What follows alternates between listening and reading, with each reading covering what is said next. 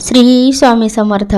महाशिवरात्री ही का साजरी केली जाते आणि त्यामागे कोणती कारणे आहेत किंवा कोणत्या कथा आहेत ते आपण या व्हिडिओमध्ये बघणार आहोत। त्या अगोदर तुम्ही चॅनलला नवीन असाल तर सबस्क्राइब करा आणि व्हिडिओ आवडल्यास लाईक शेअर कमेंट देखील करा।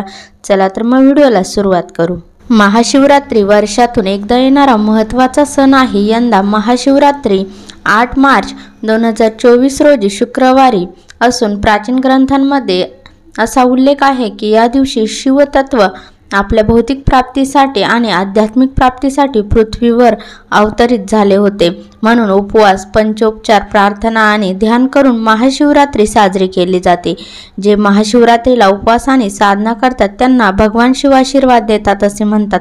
काही पुराणांनुसार माघ वद्य चतुर्दशीला भगवान शंकर आणि देवी पार्वती यांचा विवाह झाला होता, म्हणून या दिवशी महाशिवरात्री साजरी करण्यात येते। समुद्र मंथनावेळी राक्षस आणि देव यांच्यात युद्ध झाले होते।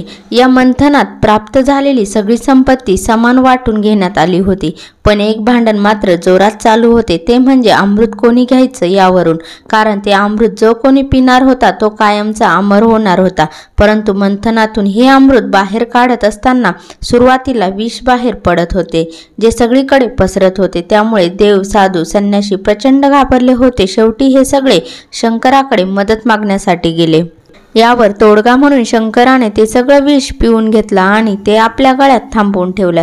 त्यावेळी शंकराचा गळा निळा दिसत असल्याने शंकरास निळकंठ असेही म्हटले जाते। शंकराने स्वतः सगळं विष पिऊन ही मोठी समस्या सोडवल्यामुळे चंद्रप्रकाशात म्हणजेच या पौर्णिमेच्या रात्री शंकराचे गुणगान गायले गेले।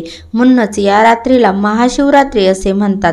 या रात्री जो कोणी भगवान शंकराची आराधना करेल त्याच्यावर ते नेहमी कृपादृष्टी ठेवतात। एकदा ब्रह्मा आणि विष्णू दोघांपैकी श्रेष्ठ कोण या गोष्टींवरून भांडण लागले, त्यामुळे सगळीकडे प्रचंड अशांतता निर्माण झाली। नंतर हे भांडण खूप विकोपाला गेले। भांडण कसे मिटवायचे या चिंतेत सगळे देव होते। तेव्हा त्यांनी शंकराच्या कानावर ही गोष्ट घातली। भगवान शंकर एका मोठ्या सुरुवात आणि शेवट नसणाऱ्या पिंडीच्या रूपात प्रगट झाले। हे पाहून ब्रह्मा आणि विष्णू यांना हे महाकाय रूप कशाचे आहे हे समजेना। तेव्हा ब्रह्मदेवाने सुरुवात शेवट शोधण्याचा प्रयत्न केला, परंतु त्यांचा प्रयत्न निष्फळ ठरला। त्यानंतर विष्णूने हंस रूप धारण करून पिंडीची सुरुवात आणि शेवट शोधून काढण्याचा प्रयत्न केला। शेवटी दोघेही हे शोधण्यास असमर्थ ठरल्याने त्यांनी त्या पिंडीसमोर हात जोडले। हात जोडताच त्यातून उ असा स्वर येऊ लागला। त्यानंतर ब्रह्मा आणि विष्णू यांच्या लक्षात आले पिंडीच्या उजव्या बाजूला आकार, डाव्या बाजूला उकार आणि मध्यभागात मकार आहे आणि स्फटिकांच्या रूपात भगवान शंकर आहे। हे पाहून विष्णू आणि ब्रह्मा शंकराची पूजा करायला लागले। पहिल्यांदाच भगवान शंकर पिंडीच्या रूपात प्रगट झाल्याने या रात्रीस महाशिवरात्री म्हणून साजरी केली जाते।